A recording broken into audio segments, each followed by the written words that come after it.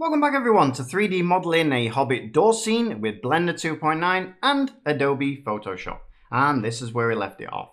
Now at the moment, the center of origin of my actual bird is probably somewhere over here and not in the correct place. So the way to put the center of origin, which is here, which should be the center of this bird, is to right click anywhere on the actual viewport here, and just make sure that you are in object mode by pressing tab, right click, set origin to geometry, and that should put the center of origin in the center. Now sometimes with a complex thing like this, the center of origin might not actually be right in the center. So what we'll do is we'll give it a try and see if it is. And the way to do that is, you can see at the moment I've got a cursor here, this red and white circle here, and if I shift right click I can actually move this cursor around. I want the actual cursor to be where the center of origin is, and the reason for that is because when I bring in another object I want it to come exactly where this cursor is. So what I'm going to do is I'm going to press Shift S, come down, I'm going to put cursor to selected, and that is going to put the cursor where the center of origin is. And now I'm going to bring in a new piece of mesh, so Shift A, mesh, come down, bring in a cylinder. You'll see the cylinder appears exactly where I want it to. Now let's make this cylinder smaller with the S button. Now to make this cylinder smaller, what we're going to use is the S button, and that's actually for scale. So you can see I can now scale this actually down. Now the other thing is, when you're scaling something, you can scale it on the axis. So let's discuss the axis now. Now the down axis here, which you can't actually see, but it should be blue and it normally comes from the top to the bottom, is the actual Z axis. You can turn that on if you come over here and click on these two little interlocking balls and come over to where it says axis and click the Z axis, and you'll see now that actually appears. I'm just going to turn that off because I find it actually annoying when that's on there, but you can put yours on. Now you've got the Y axis, which is the green axis here, and the X axis, which is the one running across here. So if we want to scale this on the X axis, all we press is S and X, and then we can scale it in like so. At the moment though, I don't need to scale it on these two axes, I need to scale it on the Z. So I'm going to press S and Z, bring it down and just scale it like so, and then I'm going to pull it down just to make it a little bit smaller. Now to bring in the movement tool, so you can bring this up and down like so, what you need to do is you need to press Shift Spacebar, and then you'll end up with something, a little menu here that pops up, and you can see it says move here, so click that on, and now you should be able to bring that into place. Now you can see it's far too big, so I'm going to press 7 to go over the top of it, and then I'm going to bring it in again with scale, so S, bring it in, and you can see that it's very slightly out. Now I'm not going to worry too much about getting this actually perfectly centered. I'm just going to put it in something which I think is kind of the center. I'm going to bring it in. This is the glass. This is what this is going to be. And the thing is, round the outside of here is actually going to be wood. So the glass overlapping a little bit past here doesn't really make a difference. I'm just going to line it up so it's a little bit better than where it was. I'm going to make it a little bit bigger as well, just to make sure we've got it all. And now the most important thing is, what I need to make sure is that this glass is in the correct position. So I'm going to pull it up so that it's kind of into the mesh here, so you can see my hummingbird is into the mesh. And then finally what I'm going to do is I'm going to grab the top of here. So I'm going to grab the top, I'm going to press P, and then you're going to end up with a little menu here, and you click selection.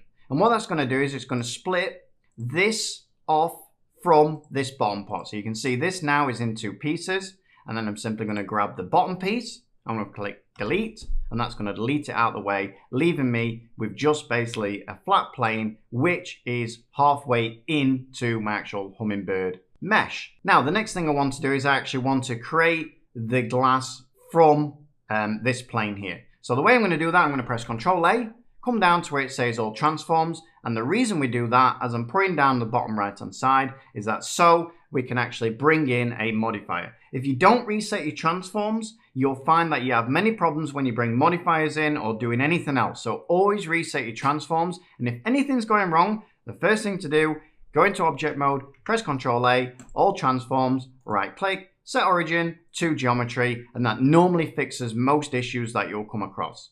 Now we've done that, what we need to do is need to actually use this as an actual boolean. So this bird here, we need to use it as a boolean to make sure that we can split this glass up. So if you make sure that you clicked on your plane now, come over to the little spanner. This is the modifiers tab. Come up to add modifier. And what you're going to do is you're going to come down to where it says Boolean. Now, on the Boolean menu, which will pop up here, you'll have these three little choices here. Make sure it's on difference, it should be, and then click on this little pipette. Come over and just make sure you're hovering over your actual bird or whatever you've created. Click it on there, and then something like this will happen. Now, it doesn't look like much has happened at the moment, but it actually has. So we need to actually apply this, and the way we do that is you can either come down, click on this arrow and click apply, or you can hover over it and press Ctrl A and actually apply that. Now let's remove our bird out. So just make sure I've got my bird clicked on, and then I press the H button to hide it out of the way. Now to hide something you press H, to unhide something you press Alt H. Now we can see that this now is split up. So if I click on this, you can see that if I press Tab, that if I'm on face select, I've got all these little islands now, which are split up, ready to bring in our glass, which is a really easy technique to actually do this. So now I've got this, what I want to do is I want to unwrap it, ready to actually bring in my materials, which is the glass. So what I want to do is I'm going to press A to grab everything, and then I'm going to go over to my UV editing tab. So you'll notice we're on layout at the moment, we've got all these tabs at the top. Let's go over to the UV editing. And this is basically where you can unwrap your models and actually look at how you're going to apply the materials on.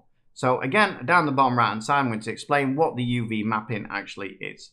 Now, if I make sure that I'm on this part of the viewport and I press U, and then you'll come down to where it says unwrap, and then you'll unwrap all these little parts. Now, for this, we're not going to worry whereabouts they are on the UV map or anything like that. We're not even going to worry how big they are, because we're actually going to bring in an actual material that hasn't got any textures on. In other words, it's kind of a procedural material created in Blender, so the actual UV mapping doesn't really make any difference, apart from it makes sure that the material goes on correctly.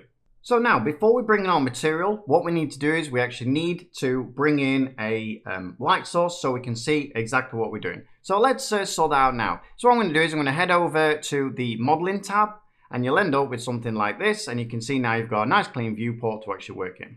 Let's press the tab button to go back into object mode. Let's press Alt H to bring back our actual bird. And now what I want to do is I want to rotate these so they're facing the right way. So I'm going to grab them both.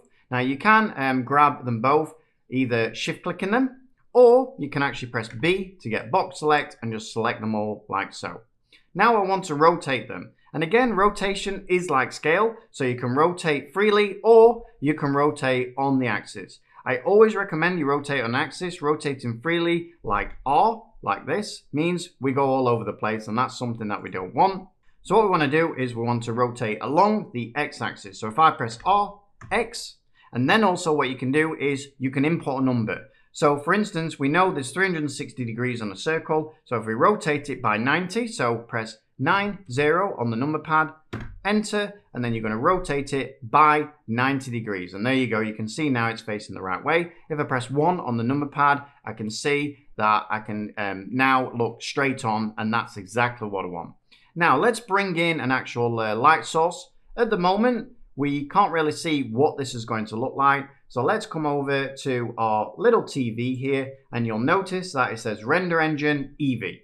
Now, Eevee is good to actually have a look at what you're actually coming up with, how the scene's coming along, because what it does is it actually renders in real time, and that's exactly what we want for just looking at our scene. Now, there are times when you do need to put it on to cycles. So if I click this down arrow and I come to cycles, for instance, now you won't see anything happen yet. And the reason for that is because I haven't put it on the actual viewport shading yet, which I will do in a second. Now, cycles is basically, I find at least, it actually produces better renders, but you can't really view things in real time that easily. So if I come up now to our actual shader, and I'll explain what these 4 buttons do. So at the moment, we are in solid, which is this one. If we come to the left-hand side, this is wireframe. So if I click that on, you can see basically all of the mesh, which was actually created. And then if we come to the next one, this is materials. Now you won't see anything on here at the moment because we haven't actually applied any materials,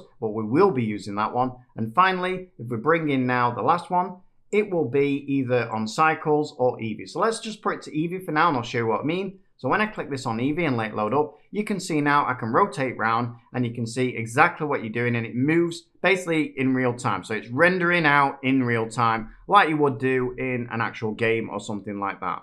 If I come over and I put this on cycles, you'll see now it's very grainy and it takes a little bit of time to actually load up. Now, the more complex a scene on cycles, when you're on this shader, it will take much, much longer. You can turn this down where you see it says viewport, and this basically is a number of samples that it's actually trying to sample. So if I put this on 1, it's going to be very, very grainy, but it is going to render out near enough straight away. So I'm going to leave that on 32. I'm just giving you that option just in case your computer is a bit slower than mine. So let's for now put this back on Eevee, and we're going to bring in an actual light source. Now I want to bring in my light source in the center, so I'm going to press Shift S, cursor to world origin, and then my cursor then appears right in the center of the Blender viewport. Then I'm going to press Shift A, come down, and you'll see one that says light. And the one we're going to bring in is the sun. So let's bring in the sun, and you'll notice already that we've actually got some kind of light appearing on this.